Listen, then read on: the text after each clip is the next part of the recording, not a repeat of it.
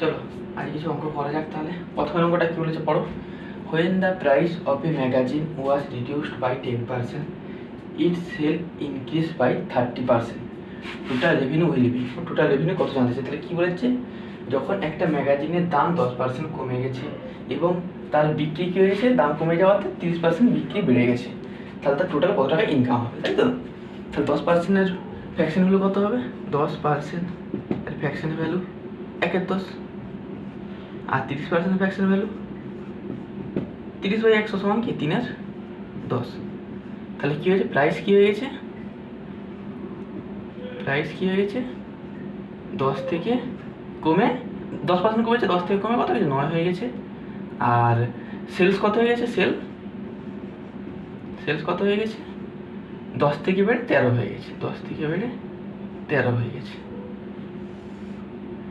আর আমরা কি জানি, টোটাল রেভিনিউ বা টোটাল কালেকশন কত, যে যটা যেরকম দাম আর যটা বিক্রি হয়েছে, তো 10 টাকা করে দাম হলে 10টা জিনিস বিক্রি হয়েছে, তাহলে 100 টাকা, যেটা গুণ করলে পেয়ে যাব 100, আর 13 গুণিত 9 117, তাহলে তার রেভিনিউ কত হয়েছে, মানে টোটাল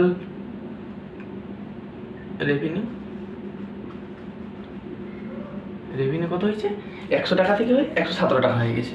তাহলে ক টাকা বেড়েছে, তার 100 টাকায় 17 টাকা বেড়েছে।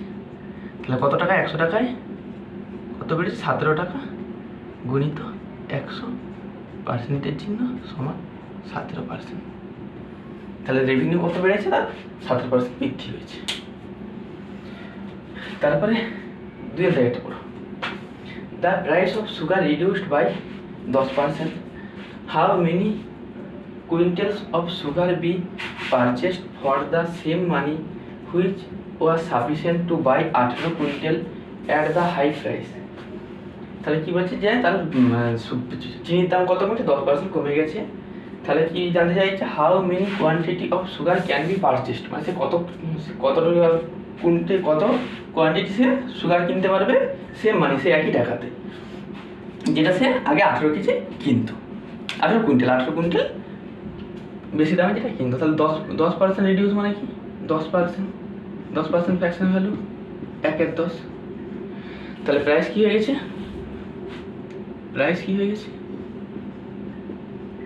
প্রাইস 10 থেকে 9 হয়ে গেছে, 10% কমেছে। আর তাহলে কোয়ান্টিটি কী হবে, বা কনসামশন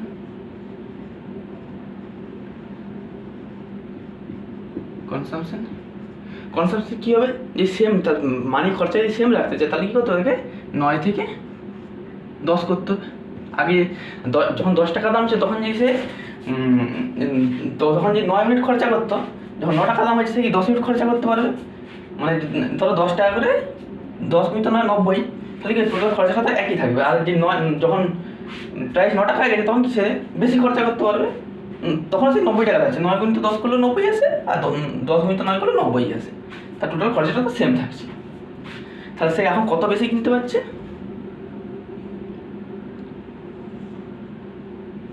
1 ইউনিট বেশি কিনতে পারছি। তাহলে সে কী বলতে চাইছে, যে সাফিসিয়েন্ট আগে কিন্তু 18 কুইন্টাল কিনতো, 18 কুইন্টাল, 9-এর ভ্যালু কত দেওয়া আছে 18 কুইন্টাল,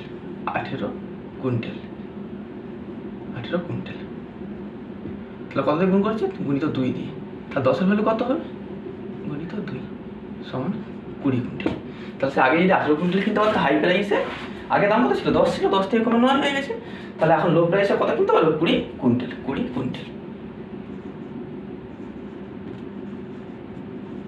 কুইন্টাল তিন একটা, due to 25% reduction in the price of wheat per kg, John's is able to buy 5 kg more for RS 600, what is the original price per kg of wait.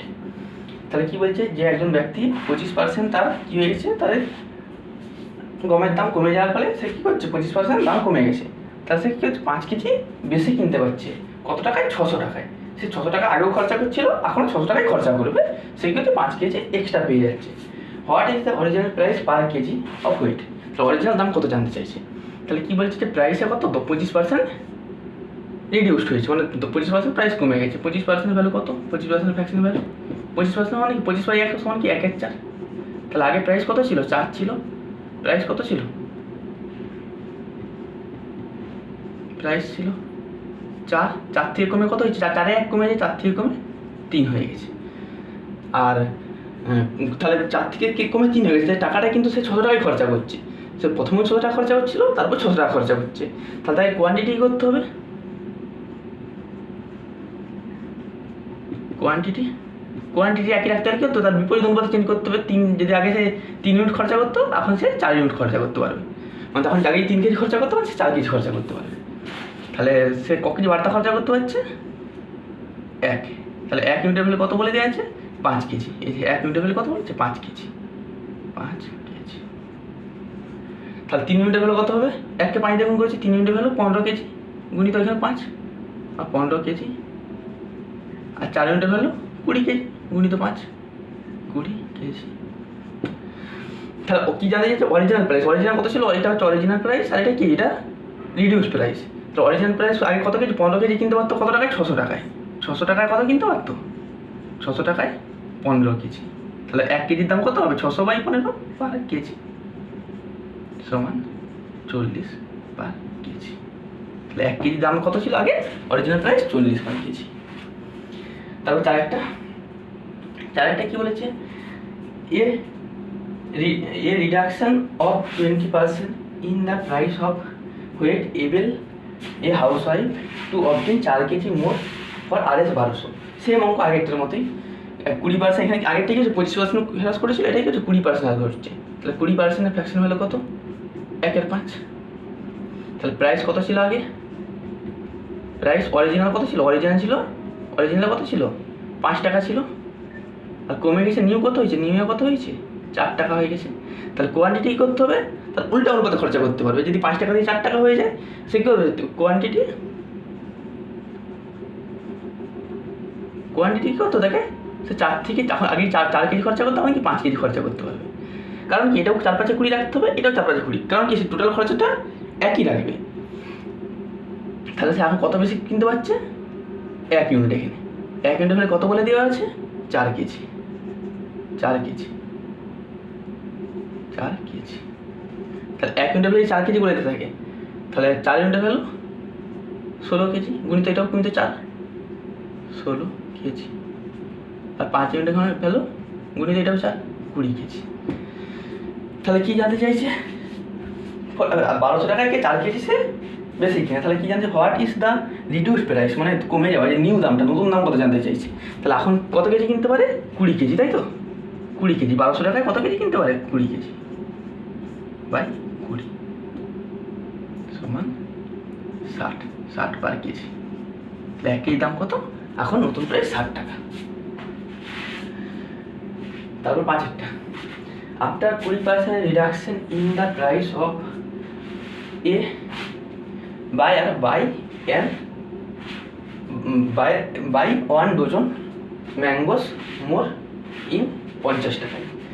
যদি 20% reduce, একটা দাম কী হচ্ছে, mango 1 ডজনের দাম 20% কমে গেছে, তাহলে সে কী করতে পারে, 1 ডজন আম বেশি কিনতে পারে 50 টাকায়।